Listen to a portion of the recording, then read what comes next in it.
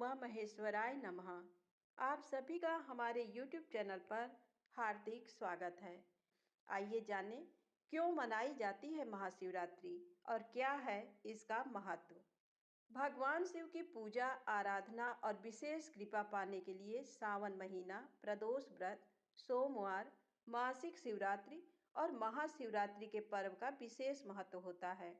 महाशिवरात्रि पर देश भर के सभी ज्योतिर्लिंगों और शिवालयों में शिव भक्तों की भारी भीड़ होती है, जहां पर शिवलिंग का जलाभिषेक विधि विधान के रूप में किया जाता है। महाशिवरात्रि से जुड़ी कथाएं। पहली पौराणिक कथा के अनुसार फाल्गुन माह के कृष्ण पक्ष की चतुर्दशी तिथि पर भगवान शिव सबसे पहले शिवलिंग के स्वरूप में प्रकट हुए थे। इसी कारण से इस तिथि पर भगवान शिव के ज्योतिर्लिंग के प्राकट्य पर्व के रूप में हर वर्ष महाशिवरात्रि के रूप में मनाया जाता है। शिव पुराण के अनुसार शिव जी के निराकार स्वरूप का प्रतीक लिंग शिवरात्रि की पावन तिथि की महानिशा में प्रकट होकर सर्वप्रथम ब्रह्मा और विष्णु के द्वारा पूजित हुआ था। वहीं दूसरी पौराणिक कथा के अनुसार महाशिवरात्रि पर भगवान शिव और देवी मां पार्वती का मिलन हुआ था। फाल्गुन चतुर्दशी तिथि पर भगवान शिव ने वैराग्य छोड़कर देवी पार्वती संग विवाह करके गृहस्थ जीवन में प्रवेश किया था। इसी वजह से हर वर्ष फाल्गुन चतुर्दशी तिथि को भगवान शिव और माता पार्वती के विवाह की खुशी में महाशिवरात्रि का त्योहार मनाया जाता है। इस दिन शिव भक्त कई स्थानों पर महाशिवरात्रि पर शिव जी की बारात निकालते हैं। धार्मिक मान्यताओं के अनुसार महाशिवरात्रि पर व्रत, पूजा और जलाभिषेक करने पर वैवाहिक जीवन से जुड़ी तमाम तरह की परेशानियां दूर होती हैं और दाम्पत्य जीवन में सुख समृद्धि आती है। इसके अलावा महाशिवरात्रि के दिन ही सभी 12 ज्योतिर्लिंग प्रकट हुए थे। इस कारण से 12 ज्योतिर्लिंग के प्रकट होने की खुशी में महाशिवरात्रि का त्योहार मनाया जाता है। आइए सुने भगवान शिव और माता पार्वती के विवाह की पौराणिक कथा। जब शिव और पार्वती का विवाह होने वाला था तो एक बड़ी सुंदर घटना हुई। उनकी शादी बहुत ही भव्य पैमाने पर हो रही थी। इससे पहले ऐसी शादी कभी नहीं हुई थी। शिव, जो दुनिया के सबसे तेजस्वी प्राणी थे, एक दूसरे प्राणी को अपने जीवन का हिस्सा बनाने वाले थे। उनकी शादी में बड़े से बड़े और छोटे से छोटे लोग शामिल हुए। सभी देवता तो वहां मौजूद थे ही, साथ ही असुर भी वहां पहुंचे। आमतौर पर जहां देवता जाते थे वहां असुर जाने से मना कर देते थे, और जहां असुर जाते थे वहां देवता नहीं जाते थे। उनकी आपस में बिल्कुल नहीं बनती थी। मगर ये तो शिव का विवाह था, इसलिए उन्होंने अपने सारे झगड़े भुलाकर एक बार एक साथ आने का मन बनाया। शिव पशुपति हैं, मतलब सभी जीवों के देवता भी हैं, तो सारे जानवर, कीड़े मकोड़े और सारे जीव उनकी शादी में उपस्थित हुए। यहाँ तक कि भूत, पिशाच और विक्षिप्त लोग भी उनके विवाह में मेहमान बनकर पहुंचे। ये एक शाही शादी थी, एक राजकुमारी की शादी हो रही थी, इसलिए विवाह समारोह से पहले एक अहम समारोह होना था। वर वधू दोनों की वंशावली घोषित की जानी थी। एक राजा के लिए उसकी वंशावली सबसे अहम चीज होती है, जो उसके जीवन का गौरव होता है। तो पार्वती की वंशावली का बखान खूब धूमधाम से किया गया। ये कुछ देर तक चलता रहा। आखिरकार जब उन्होंने अपने वंश के गौरव का बखान खत्म किया तो वे उस ओर मुड़े जिधर वर शिव बैठे हुए थे। सभी अतिथि इंतजार करने लगे कि वर की ओर से कोई उठकर शिव के वंश के गौरव के बारे में बोलेगा, मगर किसी ने एक शब्द भी नहीं कहा। वधू का परिवार ताज्जुब करने लगा। क्या उसके खानदान में कोई ऐसा नहीं है जो खड़े होकर उसके वंश की महानता के बारे में बता सके? मगर वाकई कोई नहीं था। वर के माता पिता, रिश्तेदार या परिवार से कोई वहां नहीं आया था, क्योंकि उनके परिवार में कोई था ही नहीं। वह सिर्फ अपने साथियों, गणों के साथ आए थे। जो विकृत जीवों की तरह दिखते थे। वे इंसानी भाषा तक नहीं बोल पाते थे और अजीब सी बेसुरी आवाजें निकालते थे। वे सभी नशे में चूर और विचित्र अवस्थाओं में लग रहे थे। फिर पार्वती के पिता पर्वतराज ने शिव से अनुरोध किया, कृपया अपने वंश के बारे में कुछ बताइए। शिव कहीं शून्य में देखते हुए चुपचाप बैठे रहे। वह न तो दुल्हन की ओर देख रहे थे, न ही शादी को लेकर उनमें कोई उत्साह नजर आ रहा था। वह बस अपने गढ़ों से घिरे हुए बैठे रहे और शून्य में घूरते रहे। वधू पक्ष के लोग बार बार उनसे ये सवाल पूछते रहे, क्योंकि कोई भी अपनी बेटी की शादी ऐसे आदमी से नहीं करना चाहेगा जिसके वंश का अता पता न हो। उन्हें जल्दी थी, क्योंकि शादी के लिए शुभ मुहूर्त तेजी से निकला जा रहा था। मगर शिव मौन रहे। समाज के लोग, कुलीन राजा महाराजा और पंडित बहुत घृणा से शिव की ओर देखने लगे और तुरंत फुसफुसाहट शुरू हो गई। इनका वंश क्या है? ये बोल क्यों नहीं रहा? हो सकता है इसका परिवार किसी नीची जाति का हो और इसे अपने वंश के बारे में बताने में शर्म आ रही हो। फिर नारद मुनि, जो उस सभा में मौजूद थे, ये सब तमाशा देखकर अपनी बीड़ा उठाई और उसकी एक ही तार खींचते रहे। वह लगातार एक ही धुन बजाते रहे। इससे खींचकर पार्वती के पिता पर्वतराज अपना आपा खो बैठे। ये क्या बकवास है? हम वर की वंशावली के बारे में सुनना चाहते हैं। मगर वह कुछ बोल नहीं रहा। क्या मैं अपनी बेटी की शादी ऐसे आदमी से कर दूं? और आप ये खिजाने वाला शोर क्यों कर रहे हैं? क्या ये कोई जवाब है? नारद ने जवाब दिया, वर के माता पिता नहीं हैं। राजा ने पूछा, क्या आप ये कहना चाहते हैं कि वह अपने माता पिता के बारे में नहीं जानते? नारद जी ने कहा, नहीं, इनके माता पिता ही नहीं हैं। इनकी कोई विरासत नहीं है। इनका कोई गोत्र नहीं है। इनके पास कुछ नहीं है। इनके पास अपने खुद के अलावा कुछ नहीं है। पूरी सभा चकरा गई। पर्वतराज ने कहा, हम ऐसे लोगों को जानते हैं जो अपने पिता या माता के बारे में नहीं जानते। ऐसी दुर्भाग्यपूर्ण स्थिति हो सकती है, मगर हर कोई किसी न किसी से जन्मा है। ऐसा कैसे हो सकता है कि किसी का कोई पिता या माँ ही ना हो? तब नारद जी ने जवाब दिया, क्योंकि ये स्वयंभू हैं। इन्होंने खुद की रचना की है। इनके ना तो पिता है न माता। इनका न कोई वंश है न परिवार। ये किसी परंपरा से ताल्लुक नहीं रखते और ना ही इनके पास कोई राज्य है। इनका न तो कोई गोत्र है और न कोई नक्षत्र, न कोई भाग्यशाली तारा इनकी रक्षा करता है। ये इन सब चीजों से परे हैं। ये एक योगी हैं और इन्होंने सारे अस्तित्व को अपना एक हिस्सा बना लिया है।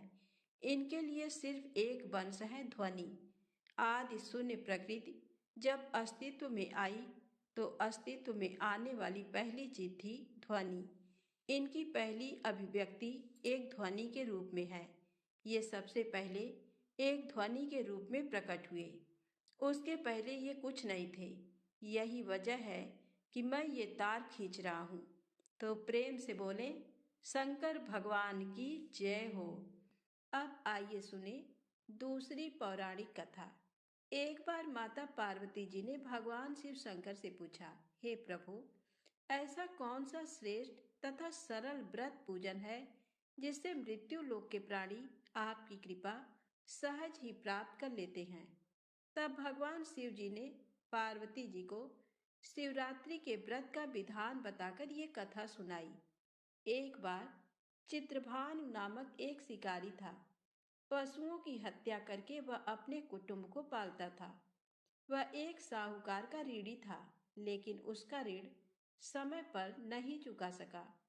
क्रोधित साहूकार ने शिकारी को शिव मठ में बंदी बना लिया। संयोग से उस दिन शिवरात्रि थी। शिकारी ध्यान मग्न होकर शिव संबंधी धार्मिक बातें सुनता रहा। चतुर्दशी को उसने शिवरात्रि व्रत की कथा भी सुनी। संध्या होते ही साहूकार ने उसे अपने पास बुलाया। और ऋण चुकाने के विषय में बात की। शिकारी अगले दिन सारा ऋण लौटा देने का वचन देकर बंधन से छूट गया। अपनी दिनचर्या की भांति वह जंगल में शिकार के लिए निकला, लेकिन दिन भर बंदी गृह में रहने के कारण भूख प्यास से व्याकुल था।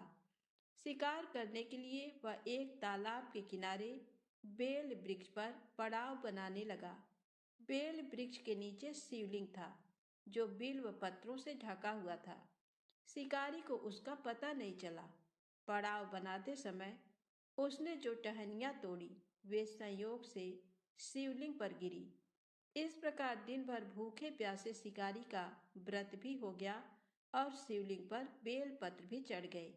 एक पहर रात्रि बीत जाने पर एक गर्भिणी मृगी तालाब पर पानी पीने पहुंची।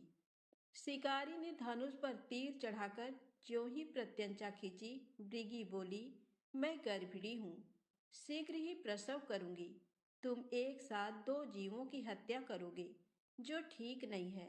मैं बच्चे को जन्म देकर शीघ्र ही तुम्हारे समक्ष प्रस्तुत हो जाऊंगी, तब हमें मार लेना। शिकारी ने प्रत्यंचा ढीली कर दी और मृगी जंगली झाड़ियों में लुप्त हो गई। कुछ ही देर बाद एक और मृगी उधर से निकली। शिकारी की प्रसन्नता का ठिकाना न रहा। समीप आने पर उसने धनुष पर बाण चढ़ाया। तब उसे देख मृगी ने विनम्रता पूर्वक निवेदन किया, हे पार्थी, मैं थोड़ी देर पहले ऋतु से निवृत्त हुई हूँ, कामातुर विरहिणी हूँ, अपने प्रिय की खोज में भटक रही हूँ। मैं अपने पति से मिलकर शीघ्र ही तुम्हारे पास आ जाऊंगी। शिकारी ने उसे भी जाने दिया। 2 बार शिकार को खोकर उसका माथा ठनका। वह चिंता में पड़ गया। रात्रि का आखिरी पहर बीत रहा था। तभी एक अन्य मृगी अपने बच्चों के साथ उधर से निकली। शिकारी के लिए यह स्वर्णिम अवसर था। उसने धनुष पर तीर चढ़ाने में देर नहीं लगाई। वह तीर छोड़ने ही वाला था कि मृगी बोली, हे पार्थी, मैं इन बच्चों को इनके पिता के हवाले करके लौट आऊंगी। इस समय मुझे जाने दो। शिकारी हंसा और बोला, सामने आए शिकार को छोड़ दूं? मैं ऐसा मूर्ख नहीं। इससे पहले मैं 2 बार अपना शिकार खो चुका हूँ। मेरे बच्चे भूख प्यास से तड़प रहे होंगे। तब मृगी ने कहा, जैसे तुम्हें अपने बच्चों की ममता सता रही है, ठीक वैसे ही मुझे भी। इसलिए सिर्फ बच्चों के नाम पर मैं थोड़ी देर के लिए जीवन दान मांग रही हूँ। हे पार्थी, मेरा विश्वास कर, मैं इन्हें इनके पिता के पास छोड़कर तुरंत लौटने की प्रतिज्ञा करती हूँ। मृगी का दीन स्वर सुनकर शिकारी को उस पर दया आ गई। उसने उस मृगी को भी जाने दिया। शिकार के अभाव में बेल वृक्ष पर बैठा शिकारी बेल पत्र तोड़ तोड़कर नीचे फेंकता जा रहा था। पौ फटने को हुई तो एक रिष्ट पुष्ट मृग उसी रास्ते पर आया। शिकारी ने सोच लिया कि इसका शिकार वह अवश्य करेगा। शिकारी की तनी प्रत्यंचा देखकर मृग विनीत स्वर में बोला, हे पारधी भाई, यदि तुमने मुझसे पूर्व आने वाली 3 मृगियों तथा छोटे छोटे बच्चों को मार डाला है, तो मुझे भी मारने में विलंब ना करो, ताकि मुझे उनके वियोग में एक क्षण भी दुख ना सहना पड़े। मैं उन मृगियों का पति हूँ। यदि तुमने उन्हें जीवन दान दिया है, तो मुझे भी कुछ क्षण का जीवन देने की कृपा करो। मैं उनसे मिलकर तुम्हारे समक्ष उपस्थित हो जाऊंगा। मृग की बात सुनते ही शिकारी के सामने पूरी रात का घटना चक्र घूम गया। उसने सारी कथा मृग को सुना दी। तब मृग ने कहा, मेरी तीनों पत्नियां जिस प्रकार प्रतिज्ञाबद्ध होकर गई हैं, मेरी मृत्यु से अपने धर्म का पालन नहीं कर पाएंगी। अतः जैसे तुमने उन्हें विश्वास पात्र मानकर छोड़ा है, वैसे ही मुझे भी जाने दो। मैं उन सब के साथ तुम्हारे सामने शीघ्र ही उपस्थित होता हूँ। उपवास, रात्रि जागरण तथा शिवलिंग पर बेलपत्र चढ़ने से शिकारी का हिंसक हृदय निर्मल हो गया था। उसमें भगवत शक्ति का वास हो गया था। धनुष तथा बाण उसके हाथ से सहज ही छूट गया। भगवान शिव की अनुकंपा से उसका हिंसक हृदय कारुणिक भावों से भर गया। वह अपने अतीत के कर्मों को याद करके पश्चाताप की ज्वाला में जलने लगा। थोड़ी ही देर बाद वह मृग सपरिवार शिकारी के समक्ष उपस्थित हो गया ताकि वह उनका शिकार कर सके। किंतु जंगली पशुओं की ऐसी सत्यता, सात्विकता एवं सामूहिक प्रेम भावना देखकर शिकारी को बड़ी ग्लानि हुई। उसके नेत्रों से आंसुओं की झड़ी लग गई। उस मृग परिवार को न मारकर शिकारी ने अपने कठोर हृदय को जीव हिंसा से हटा सदा के लिए कोमल एवं दयालु बना लिया। देवलोक से समस्त देव समाज भी इस घटना को देख रहे थे। घटना की परिणत होते ही देवी देवताओं ने पुष्प वर्षा की।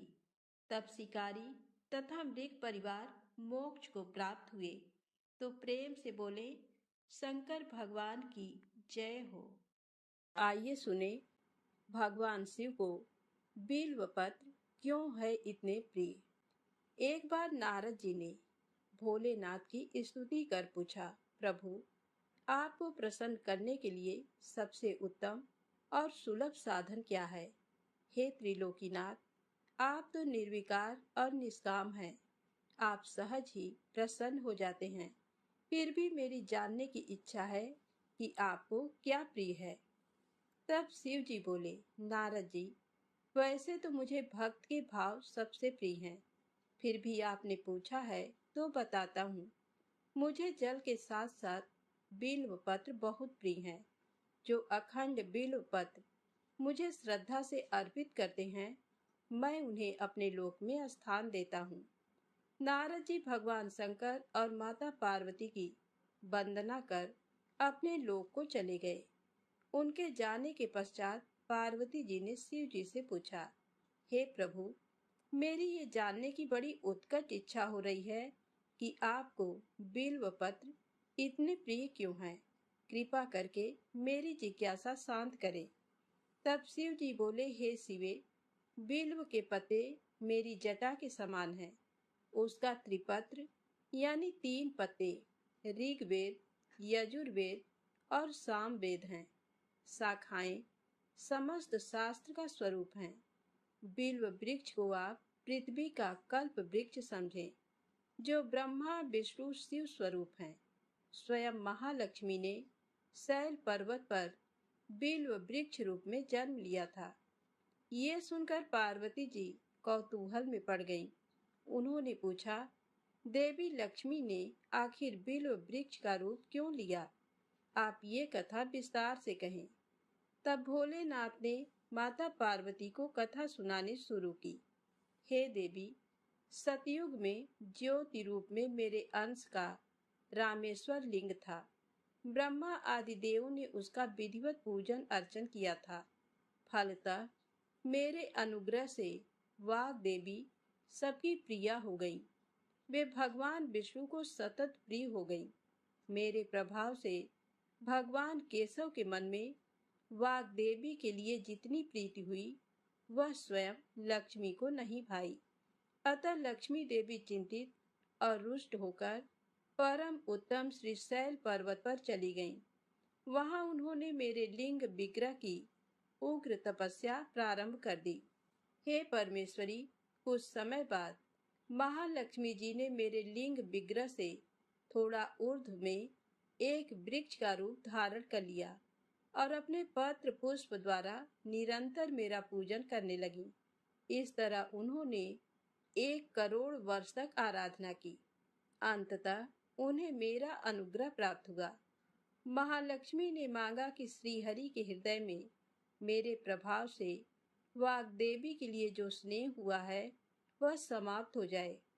शिव जी बोले, हे पार्वती, मैंने महालक्ष्मी को समझाया कि श्रीहरि के हृदय में आपके अतिरिक्त किसी और के लिए कोई प्रेम नहीं है। वाग्देवी के प्रति तो उनकी श्रद्धा है। यह सुनकर लक्ष्मी जी प्रसन्न हो गईं और पुनः श्री विष्णु के हृदय में स्थित होकर निरंतर उनके साथ विहार करने लगी। हे पार्वती, महालक्ष्मी के हृदय का एक बड़ा विकार इस प्रकार दूर हुआ था। इस कारण हरिप्रिया उसी वृक्ष रूप में सर्वदा अतिशय भक्ति से भरकर यत्न पूर्वक मेरी पूजा करने लगी। बिल्व इस कारण मुझे बहुत प्रिय है और मैं बिल्व वृक्ष का आश्रय लेकर रहता हूँ। बिल्व वृक्ष को सदा सर्व तीर्थमय एवं सर्वदेवमय मानना चाहिए, इसमें तनिक भी संदेह नहीं है। बिल्व पत्र, बिल्व फूल, बिल्व वृक्ष अथवा बिल्व काष्ठ के चंदन से जो मेरा पूजन करता है वह भक्त मेरा प्रिय है। बिल्व वृक्ष को शिव के समान ही समझो, वह मेरा शरीर है। जो बिल्व पर चंदन से मेरा नाम अंकित करके मुझे अर्पण करता है, मैं उसे सभी पापों से मुक्त करके अपने लोक में स्थान देता हूँ। उस व्यक्ति को स्वयं लक्ष्मी जी भी नमस्कार करती हैं। जो बिल्व मूल में प्राण छोड़ता है उसको रुद्र देह प्राप्त होता है। तो प्रेम से बोले शंकर भगवान की जय हो। अब आइए सुने भगवान शिव के सबसे बड़े भक्त की कहानी। एक नगर में भगवान शिव का एक भव्य मंदिर था, जहां हर वर्ष दूर दूर से भक्तजन शिव जी के दर्शन के लिए आते रहते थे। मंदिर का परिसर भक्तों की भीड़ से भरा हुआ था। तभी अचानक आकाश में बिजलियां हुई और सोने का एक थाल उतरा। उसी के साथ एक भविष्यवाणी हुई कि जो कोई भगवान शिव का सच्चा भक्त और प्रेमी होगा, उसी को ये थाल मिलेगा। मंदिर के परिसर में उपस्थित सभी लोगों ने ये भविष्यवाणी सुनी। धीरे धीरे सभी इकट्ठे हो गए। जो लोग मंदिर की व्यवस्था देखते थे, उन्हें तो पूरा विश्वास था कि ये थाल हमें मिलेगा, इसलिए वे सबसे आगे जाकर खड़े हो गए। सबसे पहले एक पंडित जी आए और बोले, देखिए, मैं प्रतिदिन महादेव का अभिषेक करता हूँ, अतः मैं ही भोलेनाथ का सबसे निकटवर्ती प्रेमी और भक्त हूँ, इसलिए थाल मुझे मिलना चाहिए। इतना कहकर पंडित जी ने थाल उठाया। जैसे ही पंडित जी ने थाल उठाया, थाल पीतल का हो गया। ये देखकर पंडित जी बड़े लज्जित हुए। उन्होंने थाल यथास्थान पर रखा और वहां से निकल गए। इसी प्रकार वहां उपस्थित सभी पंडितों ने खुद को आजमाया, लेकिन शायद उनमें से कोई भी सच्चा भक्त नहीं था। उन्हें भी थाल यथास्थान पर रखकर चले जाना पड़ा। इसके बाद उस नगर के राजा का आगमन हुआ। राजा साहब आगे आए और बोले, मैंने महादेव के मंदिर में बड़ी भारी दान दक्षिणा दी है, इसलिए ये थाल मुझे मिलना चाहिए। इतना कहकर राजा साहब आगे बढ़े और थाल उठाया। जैसे ही राजा ने थाल उठाया, थाल तांबे का हो गया। ये देखकर महाराज भी लज्जित हुए और थाल यथास्थान रखकर एक तरफ खड़े हो गए। इसके बाद इसी तरह एक से बढ़कर एक दानी, महात्मा और भक्त पधारे और थाल उठाया, लेकिन किसी के हाथ में कुछ और किसी के हाथ में कुछ हो गया, लेकिन सोने का नहीं रहा। तब लोगों को पता चला कि हम में से कोई भी महादेव का सच्चा भक्त नहीं है। उसी समय एक किसान का आगमन हुआ। वो बेचारा महीनों बाद शिव जी के दर्शन करने आया था। गरीबी और गृहस्थी के बोझ तले दबा दिन रात खेतों में मेहनत मजदूरी करके अपना और अपने परिवार का गुजारा करता था।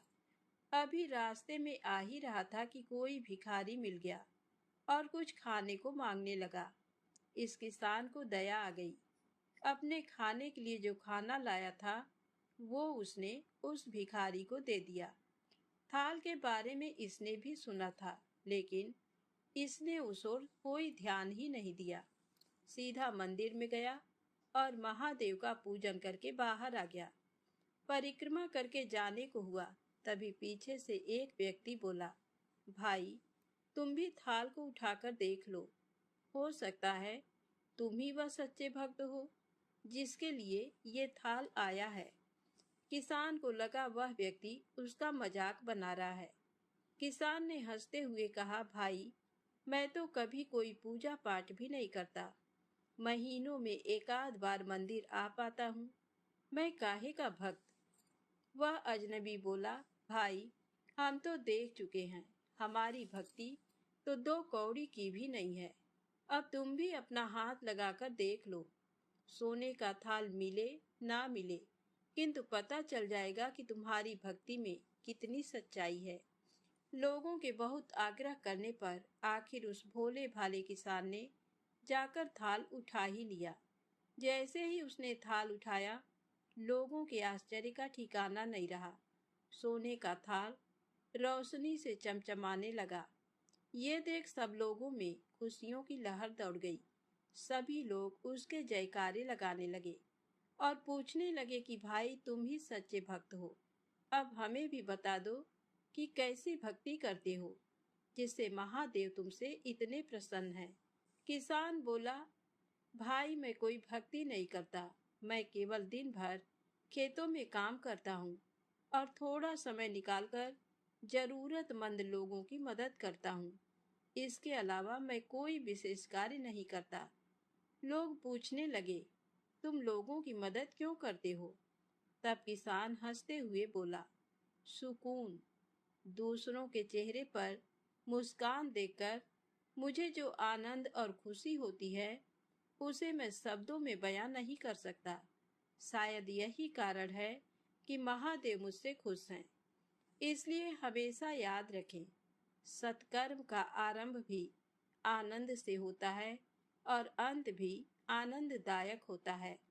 दुष्कर्म का आरंभ भी दुख से होता है और अंत भी दुखदायक होता है। आप सैकड़ों मील की यात्रा करके भी दूसरों का दिल दुखाते हैं, तो आपकी वह तपस्या, साधना और महादेव का दर्शन धूल के बराबर है। तो प्रेम से बोले, शंकर भगवान की जय हो। अब आइए सुने बड़ी ही रोचक और एक शिक्षाप्रद कहानी। किसी गांव में एक निर्धन ब्राह्मण अपनी पत्नी और पुत्र के साथ रहता था। ब्राह्मण को गांव से जो भिक्षा मिलती, उसी से वह अपने परिवार का भरण पोषण करता था। एक दिन ब्राह्मणी अपने पति से बोली, मुझे अपनी कोई चिंता नहीं है स्वामी, मैं आपके साथ भूखी प्यासी रहकर भी अपना जीवन व्यतीत कर सकती हूँ, लेकिन मुझे अपने बेटे की भूख प्यास नहीं देखी जाती। ब्राह्मण बोला, मैं तुम्हारी भावनाओं को समझता हूँ प्रिय, लेकिन भाग्य के लेख को विधाता भी नहीं बदल सकता। हमारे भाग्य में निर्धन रहना ही लिखा है। ब्राह्मणी बोली, भाग्य के भरोसे बैठे रहना मूर्खता के सिवा कुछ नहीं है। अगर इंसान कोशिश करे तो वह कर्म करके अपने भाग्य को बदल सकता है। आप कहीं परदेश में जाएं, मुझे विश्वास है कि आप वहाँ अच्छी आय करेंगे और हमारा भाग्य बदल जाएगा। ब्राह्मण बोला, तुम्हारी बात तर्क संगत है प्रिय, मगर मुझे भिक्षा मांगने और पंडिताई के सिवा कोई काम नहीं आता। ब्राह्मणी बोली, हमारे गांव में आपकी पंडिताई की कोई कद्र नहीं है। किसी दूसरे गांव या नगर में आपकी पंडिताई चल निकले तो हमारे बुरे दिन फिर जाएं। अपनी पत्नी की सलाह मानकर ब्राह्मण दूसरे नगर में पहुंच गया। उसका दुर्भाग्य उस पर घात लगाए बैठा था। नगर में उसे कोई टके शेर पूछने वाला भी नहीं मिला। हालातों को देखते हुए वह सोचने लगा कि इस नगर से उसका गांव ही अच्छा है। नगरवासी तो पूरे नास्तिक हैं, उसे भिक्षा तक भी देने को तैयार नहीं है। ये सोचकर वह थक हार कर अपने गांव लौट आया और पहले की भांति पंडिताई करके और भिक्षा मांगकर अपना गुजारा करने लगा। एक दिन वह भिक्षा मांगकर लौट रहा था, तभी उधर से भगवान शिव माता पार्वती के साथ गुजरे। उस निर्धन ब्राह्मण की हालत देखकर माता पार्वती ने ब्राह्मण की तरफ संकेत करते हुए भगवान शिव से कहा, आप इस ब्राह्मण को देख रहे हैं स्वामी? भगवान शिव बोले, हाँ, वह बहुत निर्धन है और दुखी भी है। माता पार्वती बोली, आप उसके दुख का निवारण करें नाथ। एक तो ब्राह्मण, दूसरे दरिद्र, मुझसे उसका दुख देखा नहीं जाता। भगवान शिव बोले, ये मृत्यु लोक है प्रिय। यहाँ हर प्राणी किसी न किसी दुख से त्रस्त है। सब अपने अपने कर्मों का फल भोग रहे हैं। तुम किस किस का दुख दूर कराओगी? माता पार्वती बोली, आपको उस निर्धन ब्राह्मण को धनवान बनाना होगा स्वामी। भगवान शिव बोले, वह भाग्यहीन है पार्वती। उसके भाग्य में फटे पुराने कपड़े और रूखा सूखा भोजन ही लिखा है। मगर माता पार्वती अपनी जिद पर अड़ी रहीं। अंत में हार कर भगवान शिव को पार्वती जी की बात माननी पड़ी। उन्होंने उस रास्ते में, जिस रास्ते ब्राह्मण जा रहा था, सोने की एक ईंट डाल दी। अचानक ब्राह्मण को क्या सूझा? उसने सोचा कि वह आंखें बंद करके कितनी दूर चल सकता है। ये सोचकर वह अपनी आंखें बंद करके चलने लगा और सोने की ईंट के बिल्कुल समीप से होकर आगे गुजर गया। काफी दूर आगे जाने के बाद ही उसने अपनी आंखें खोली। ये देख भगवान शिव मुस्कुराते हुए बोले, हमने तुमसे कहा था ना कि वह ब्राह्मण भाग्यहीन है। भाग्यहीन मनुष्य कभी धन प्राप्त नहीं कर सकता। और फिर भगवान शिव पार्वती जी के साथ कैलाश पर्वत लौट गए। लेकिन वहां पहुंचने के बाद भी माता पार्वती उस निर्धन ब्राह्मण के बारे में सोचने लगी। वह किसी न किसी तरह उस ब्राह्मण को देखना चाहती थी। पार्वती को उदास देखकर भगवान शिव ने पूछा, क्या बात है प्रिय, इतनी उदास क्यों हो? माता पार्वती ने भगवान शिव से निवेदन किया, स्वामी, उस निर्धन ब्राह्मण का परिवार 3 सदस्यों का है। उनमें आप किसी एक को धनवान बना दें। ब्राह्मण परिवार की दरिद्रता मिट जाएगी। आप उन तीनों को एक एक वर दें। मुझे उम्मीद है कि वे तीनों आपसे दौलत का वर ही मांगेंगे। इस तरह वे धनवान बन जाएंगे। भगवान शिव बोले, ठीक है प्रिय, जैसा तुम चाहोगी वैसा ही होगा। और फिर कुछ दिनों बाद भगवान शिव माता पार्वती के साथ ब्राह्मण के घर पहुंचे। साक्षात भगवान शिव और पार्वती को देखकर ब्राह्मण परिवार आत्म विभोर हो उठा। उन्होंने भगवान शिव और पार्वती के चरण स्पर्श किए और भगवान शिव बोले, मैं तुम तीनों को एक एक वर देना चाहता हूँ। तुम तीनों अपनी इच्छा अनुसार वर मांग सकते हो। ब्राह्मणी उतावली होते हुए बोली, पहले मुझे वर दीजिए प्रभु। भगवान शिव ने कहा, मांगो, क्या चाहती हो? काफी सोचने समझने के बाद ब्राह्मणी बोली, भगवान, मुझे दुनिया की सबसे अधिक खूबसूरत और जवान औरत बना दीजिए। मरते दम तक मेरी जवानी और सुंदरता कायम रहे। भगवान शिव ने मुस्कुराकर कहा, तथास्तु। अगले ही पल बूढ़ी ब्राह्मणी एक जवान और खूबसूरत युवती के रूप में बदल गई। उसी समय उनके घर के सामने से गांव के जमींदार का पुत्र गुजर रहा था, जो घोड़े पर सवार था। उसने खूबसूरत ब्राह्मणी को देखा तो उस पर मुग्ध हो उठा। वह इस खूबसूरत ब्राह्मणी से शादी करेगा। ये सोचकर उसने उसे अपने घोड़े पर बैठाया और घोड़ा अपनी हवेली की तरफ दौड़ा दिया। ये देख ब्राह्मण अपनी छाती पीटते हुए विलाप करने लगा, हाय मेरी पत्नी। तभी भगवान शिव सांत्वना देते हुए बोले, रो मत ब्राह्मण श्रेष्ठ, तुम भी मुझसे कोई वर मांग लो, जो मांगोगे तुम्हें मिलेगा। ब्राह्मण ने कहा, हे भगवान, मेरी पत्नी को वापस बुला लीजिए। प्रभु, मुझे इसके सिवा कुछ भी नहीं चाहिए। ब्राह्मण ने निवेदन करते हुए कहा। भगवान शिव बोले, तथास्तु। देखते ही देखते ब्राह्मणी वहां खड़ी थी। अपनी पत्नी को अपने सामने देखकर ब्राह्मण ने राहत की सांस ली। भगवान शिव ने ब्राह्मण पुत्र से कहा, तुम क्या वर मांगते हो बेटा? ब्राह्मण पुत्र ने काफी सोचने समझने के बाद कहा, भगवान, मुझे कुछ नहीं चाहिए, लेकिन आप मेरी माँ को पहले जैसी बूढ़ी बना दीजिए। तथास्तु, भगवान शिव ने कहा और अगले ही पल ब्राह्मणी पहले के समान बूढ़ी हो गई। ब्राह्मण परिवार की ऐसी हरकत पर पार्वती जी सोचने लगी कि तीनों ही वास्तव में भाग्यहीन हैं। विधि ने उनके भाग्य में जो लिख दिया है उसे देवी देवता भी नहीं बदल सकते। वास्तव में भाग्यहीन होने से पहले मनुष्य को कर्मयोगी और परोपकारी होना चाहिए।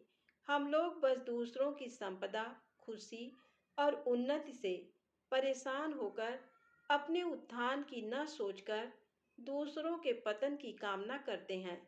इसी से हमारा उत्थान भी नहीं हो पाता।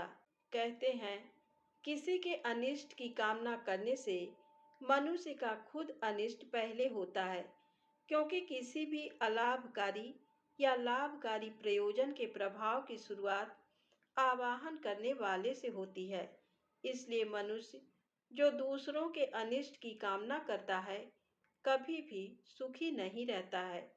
तो प्रेम से बोलें शंकर भगवान, पार्वती माता की जय हो।